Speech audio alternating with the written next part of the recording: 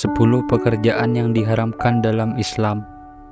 Dikutip dari tribunpontianak.co.id, inilah 10 pekerjaan yang diharamkan dalam Islam. Yang pertama, pekerjaan yang berupa kesyirikan dan sihir, seperti perdukunan, paranormal, orang pintar, peramal nasib, dan hal-hal sejenis yang semakna dengannya. Yang kedua, pekerjaan yang berupa sarana-sarana menuju kesyirikan, seperti menjadi juru kunci makam, membuat patung, melukis gambar makhluk yang bernyawa, dan hal-hal yang sejenis dan semakna dengannya. Yang ketiga, memperjualbelikan hal-hal yang diharamkan oleh syariat, seperti bangkai babi, darah, anjing, patung, lukisan makhluk yang bernyawa, minuman keras, narkotika, dan lain sebagainya. Yang keempat, memakan harta riba. Hai orang-orang yang beriman, bertakwalah kalian kepada Allah dan tinggalkanlah riba yang masih ada pada diri kalian, jika kalian benar-benar beriman. Jika kalian tidak mau melakukannya, maka terimalah pengumuman perang dari Allah dan Rasul-Nya. Quran Surat Al-Baqarah ayat 278-279. Dan yang kelima, menimbun bahan-bahan perdagangan. Di saat harganya murah dan dibutuhkan oleh masyarakat dengan tujuan meraih keuntungan yang berlipat ganda pada saat harganya melambung tinggi. Dari Umar bin Khattab, ia berkata, mendengar Rasulullah SAW bersabda, barang siapa menimbun bahan makanan yang dibutuhkan oleh kaum muslimin, Allah Subhanahu wa Ta'ala akan menimpakan penyakit lepra dan kebangkrutan kepadanya. Yang keenam, perjudian. Hai orang-orang yang beriman, sesungguhnya kamar minuman keras, perjudian, berkurban untuk berhala-berhala, dan mengundi nasib dengan anak panah adalah perbuatan keji dan termasuk perbuatan setan. Maka jauhilah oleh kalian perbuatan-perbuatan tersebut, agar kalian mendapatkan keberuntungan.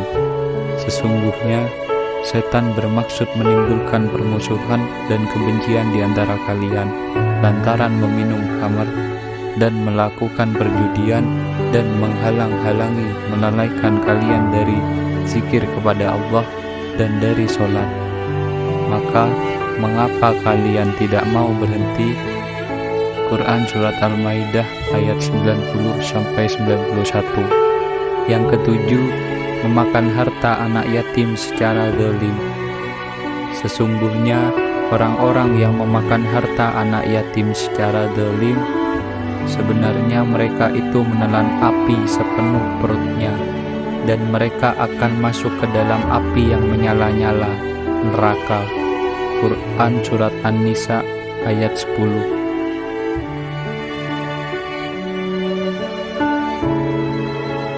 Yang kedelapan, mencuri, mencopet, menjamret, dan merampok.